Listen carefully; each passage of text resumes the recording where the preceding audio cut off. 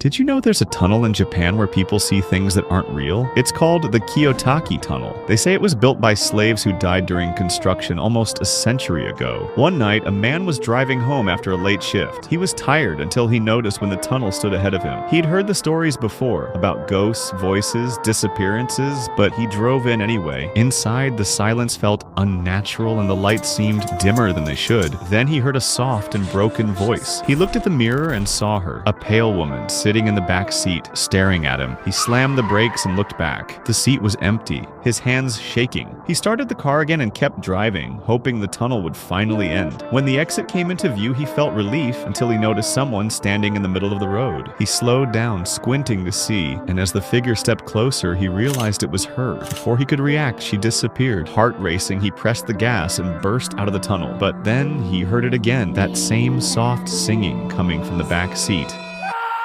In Japan, people say if you hear teke teke near the tracks, don't look back. One girl was always bullied at school because she was half Japanese, half American. Her classmates were treating her differently, made fun of her, and blamed her for everything. One day after class, they were forced to clean the school grounds. One of the boys had enough. He shouted that it was her fault they had to stay late, then threw a bin full of garbage all over her. Humiliated and furious, she ran away. She stopped at the train station. It was crowded, noisy, and she just wanted to go home. But suddenly she was pushed from behind. She fell onto the tracks just as the train was coming. It sliced her in half. After her classmates even made jokes about her death. She's not half the girl she used to be. But one evening as they waited at the station, the platform was empty. Then they heard it. That sound getting closer. From the darkness, something crawled into view. Half a body, dragging a scythe. Before they could react, it rushed at them, slicing every one of them in half. And just before everything went black, they heard it speak.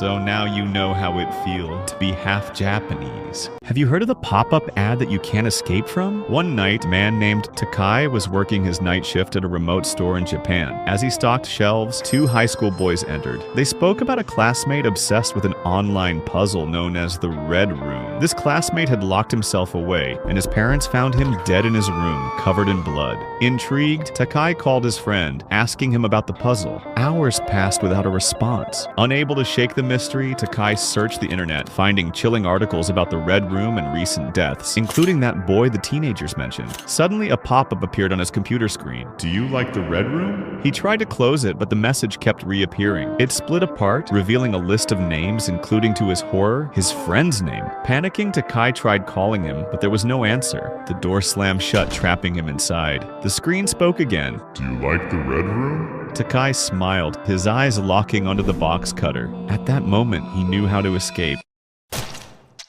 Did you know that in Japan there's a school bathroom ghost they call Hanako-san? Two girls were heading home after class, laughing, chatting, when one of them said she needed to go to the toilet before they left. The building was quiet since all the lessons were over. While washing her hands, she glanced at the mirror and noticed one of the stalls behind her was closed. She didn't hear anyone enter, so she decided to call out, Hello?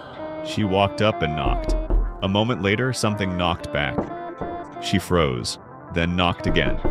Then suddenly, the stall door started shaking like something was inside trying to get out. She panicked and rushed to the door, but no matter how hard she pulled, the door was closed. Behind her, the stall creaked open. Standing there was a girl in a red skirt, with black bob-cut hair covering half her pale, wrong face. She smiled.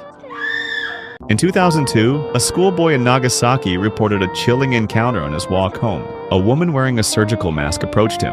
At first, he thought she might be avoiding a cold, but then she stopped and asked him a strange question. "Am I pretty?"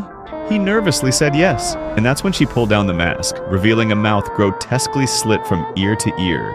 She asked again, "Even now?" Before he could react, she pulled out a pair of large scissors and lunged at him. The boy managed to escape, but others weren't so lucky. Sightings of the woman spread like wildfire. People called her Kuchisake-onna, the slit-mouthed woman. According to legend, she was once a beautiful woman, disfigured by her jealous husband.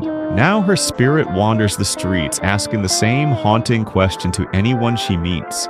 If you answer wrong or hesitate, she'll cut you to look just like her. Some say the only way to survive is to confuse her. Say she's average or offer her candy, but there are no guarantees. So if you ever hear someone softly ask, "Am I pretty?" don't look back.